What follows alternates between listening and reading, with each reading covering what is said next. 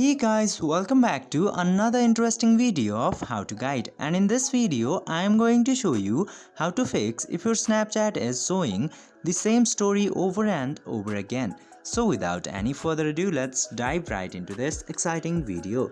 Now, in order to solve this issue, you just simply have to try refreshing the story section of your Snapchat, and if it works then it's very good, and if it still doesn't work, the second thing you should try is to open your recents and remove the Snapchat from there. And after removing the Snapchat from recents, just simply open your Snapchat again, and after that go to the story section, then you might see the new storage. I hope this video was helpful for you. If yes, don't forget to like, share and subscribe to the channel to never miss another update. Thank you for watching the video.